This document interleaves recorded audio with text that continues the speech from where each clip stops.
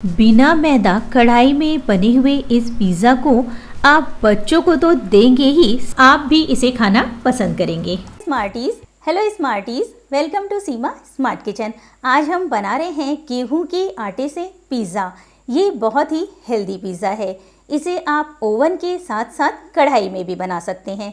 चलिए बनाते हैं गेहूं के आटे से हेल्दी पिज़्ज़ा। गेहूं के आटे से पिज़्ज़ा बनाने के लिए एक ग्राइंडर लीजिए, इसमें डाल दीजिए 2 कप गेहूं का आटा।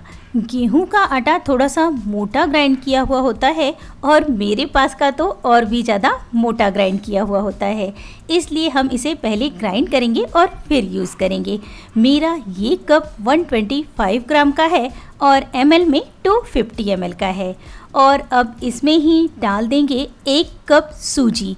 इन दोनों को मिला के 2 से 3 मिनट तक ग्राइंड कर लेना है। एक बार सूजी और गेहूं के आटे को मिलाकर पिज़्ज़ा बनाकर देखिए, खाने में और देखने में आपको पता ही नहीं चलेगा ये गेहूं के आटे से बना हुआ है। बिल्कुल इसका कलर वैसे ही आएगा जैसा मैदे के पिज़्ज़ा का आता है। ये हेल्दी होने के साथ साथ उतना ही टेस्टी भी है। और अब इसे हमें छान लेना है। छानना इसलिए है क्योंकि गेहूं के आटे में कभी कभी छोटे पार्ट्स गेहूं के रहते हैं, इसलिए उसे छानकर निकाल दीजिए। आपका आटा चाहे मार्केट का हो या फिर घर में ग्राइंड किया हुआ हो, पर दोनों को भी छानना ज़रूरी है। एक दूसरे बर्तन में हल्का गर्म मीन्स ल्यूकवार्म 1 कप पानी डाल दीजिए। इसमें डाल दीजिए 2 टीस्पून चीनी और 2 teaspoon dry active yeast. Yeast आप किसी भी ब्रांड का यूज़ कर सकते हैं। गेहूं और सूजी मिलाकर दोनों हो गया है 3 कप आटा। 3 कप में हमें यूज़ करना है 2 टीस्पून ड्राई एक्टिव यीस्ट। अगर आपके पास इससे आधा मीन्स 1.5 कप है, तब आपको 1 चम्मच मीन्स 1 टीस्पून यूज़ करना है। यीस्ट के बदले आप बेकिंग पाउडर, बेकिंग सोडा और दही से भी इसे बना सकते हैं, पर परफेक्ट ये यीस्ट से ही बनता है। फिर भी अगर आप वो रेसिपी देखना चाहते हैं मुझे ज़रूर बताइए। इसे हमें रखना नहीं है, तुरंत ही यूज़ कर लेना है। अब हम आटे में डाल देंगे 2 टीस्पून नमक, या फिर आप अपने स्वाद के अनुसार नमक डाल सकते हैं। और अब डाल दीजिए रेडी किया हुआ यीस्ट वाला पानी। इसे हमने रखा नहीं है, सिर्फ मिक्स किया है और आटे में डाल दे रहे हैं। अब हमें इससे मीडियम सॉफ्ट डो तैयार कर लेना है। बहुत ज़्यादा हार्ड भी नहीं करना है और बहुत ज़्यादा सॉफ्ट भी नहीं करना है। मैंने इसमें पूरा 1 कप पानी डाल दिया है और अब जैसे जैसे ज़रूरत पड़ेगी उतना पानी हम डालते जाएंगे। पर जो पानी अब हम यूज़ करेंगे वो नॉर्मल टेम्परेचर का होना चाहिए, उसे हल्का गर्म होने की ज़रूरत नहीं है। पर ईस्ट में जो पानी हमने यूज़ किया है वो हल्का सा गर्म होना चाहिए। इसमें अभी 1/4 कप और 2 से 3 चम्मच पानी और लग जाएगा, या फिर सूजी और गेहूं की क्वालिटी पर डिपेंड करेगा इसमें कितना पानी लगेगा। थोड़ा सा कम या ज़्यादा लग सकता है, क्योंकि कभी कभी आटा और सूजी पानी ज़्यादा सोख करती है और कभी कभी कम सोख करती है। पर मैं आपको कंसिस्टेंसी दिखा दूंगी, उसके हिसाब से आप समझ सकते हैं आटे को कितना सॉफ्ट गूंथना है। इस तरह का आटा गूंथ जाने के बाद 4 से 5 मिनट तक इसे मसल के चिकना कर लेना है। और इसी समय इसमें डाल दीजिए छोटे 2 चम्मच means 2 teaspoon butter. Butter normal temperature का होना चाहिए। अगर आपके पास बटर नहीं है तब आप ऑलिव ऑयल या फिर रिफाइंड ऑयल भी यूज़ कर सकते हैं। आटा गूंथ के रेडी है। इस समय आप देख सकते हैं इसकी कंसिस्टेंसी कितनी सॉफ्ट है। इसे मैं आपको थोड़ा सा प्रेस करके भी दिखा देती हूँ हमें किस तरह का आटा चाहिए। बिल्कुल ऐसा ही आटा चाहिए। अब एक बर्तन में 2 से 3 चम्मच ऑलिव ऑयल या फिर नॉर्मल रिफाइंड ऑयल ले लीजिए और इस आटे के ऊपर उससे कवर कर दीजिए। मीन्स पूरे आटे के ऊपर लग जाना चाहिए ऑयल, क्योंकि हम अब इसे रख रहे हैं फर्मेंट होने के लिए, नहीं तो ये ऊपर से ड्राई हो जाएगा। इसे अब बहुत अच्छे से कवर कर दीजिए। मैं यहाँ पे क्लिंग रैप से कर रही हूँ, आप किसी दूसरे डब्बे में डालकर भी रख सकते हैं, पर ध्यान रहे इसमें हवा ना लगे। मैं यहाँ पे डबल क्लिंग रैप लगा रही हूँ क्योंकि कहीं कहीं से ये खुला रह गया है। जब तक ये आटा फूलकर डबल ना हो जाए या फिर 1 से 2 घंटे के लिए किसी गर्म जगह पर रख दीजिए। और अगर विंटर का मौसम है तो आप इसे ब्लैंकेट से ढककर रख सकते हैं। 1 से 2 घंटे में ये फर्मेंट हो जाएगा। अगर आपके पास टीस्पून नहीं है तब आप इस तरह से मेज़रमेंट कर सकते हैं। जो नॉर्मल पोहे खाने का या फिर हलवा खाने का स्पून रहता है, मैं उसमें डालकर दिखा रही हूँ। बिल्कुल सेम क्वांटिटी में आता है। ऊपर तक भर दीजिए और प्लेन कर दीजिए। ये हो जाएगा 1 टीस्पून। इस तरह के स्टील के चम्मच को आप बेकिंग पाउडर, बेकिंग सोडा और विनेगर नापने के लिए भी यूज़ कर सकते हैं। लगभग 1.5 घंटे हो चुके हैं। आटा फूलकर डबल हो गया है। इस गेहूं के और सूजी के आटे से आप ब्रेड या फिर पाव भी बना सकते हैं। वो भी इतना ही टेस्टी और एकदम परफेक्ट जालीदार बनेगा। अब इस आटे में से एयर को निकाल देना है। ये देखिए कितना बढ़िया फर्मेंट हुआ है। वैसे मैदे से जल्दी गेहूं का आटा फर्मेंट हो जाता है। इसमें की एक्स्ट्रा एयर निकाल देना है और तुरंत ही इस आटे से बना लेंगे पिज़्ज़ा। इतने आटे से लगभग 4 से 5 टर्किश पिज़्ज़ा बन जाएंगे। आप चाहे तो इस आटे से नॉर्मल राउंड वाला पिज़्ज़ा भी बना सकते हैं। एक बेकिंग ट्रे ले लीजिए, उसके ऊपर लगा लीजिए थोड़ा सा बटर और फिर स्प्रेड कर दीजिए मक्के का आटा।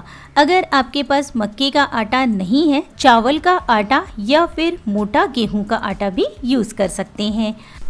मैं यहाँ पर 4 व्हीट फ्लोर पिज़्ज़ा बना रही हूँ और साइज़ में ये थोड़े से बड़े हैं। आप चाहें तो साइज़ छोटा करके 5 या 6 भी बना सकते हैं। सभी लोइयों को ढककर रख देना है। एक लोई लेकर अच्छे से राउंड शेप दे दीजिए। साथ ही जिस भी पैन या ट्रे में बना रहे हैं उसे बटर या फिर ऑयल से ग्रीस कर लीजिए। मैं यहाँ पर कढ़ाई में और ओवन में दोनों में बना रही हूँ, इसलिए मैंने 2 ट्रे में बटर लगाया है और ऊपर से छिड़क दिया है मक्के का आटा। इसके बदले चावल का आटा भी स्प्रेड कर सकते हैं। मक्के का आटा या फिर चावल का आटा डस्ट करते हुए बेल लीजिए। साइज और मोटाई आप अपने हिसाब से कम या ज़्यादा रख सकते हैं। जैसा कि आप मार्केट में पिज़्ज़ा खाते होंगे या फिर डोमिनोज में खाते होंगे, वहाँ पर भी आपको हाथों में कुछ डस्ट लगती है, वो मक्के का आटा ही होता है। अब इसे उठाइए और ग्रीस किए हुए ट्रे में रख लीजिए। अगर आपने इसे ग्रीस नहीं किया है और उस पर डस्टिंग नहीं की है तो ये थोड़ा सा चिपक जाता है। अब इसको फोर्क की सहायता से हमें होल बना लेना है। साथ ही हमें साइड से थोड़ा सा दबा लेना है, मीन्स जब हम इसमें वेजिटेबल्स रखें ये बाहर ना निकले। सेम तरीके से हमें ओवन वाले पिज़्ज़ा बेस को भी ट्रे में रख लेना है। अब स्प्रेड कर दीजिए 2 से 3 चम्मच पिज़्ज़ा सॉस। आप मार्केट का या घर का कोई भी पिज़्ज़ा सॉस यूज़ कर सकते हैं। अब मोज़रेला चीज़ स्प्रेड कर दीजिए। ये आप कितना डालना चाहते हैं ये आप पे डिपेंड करता है।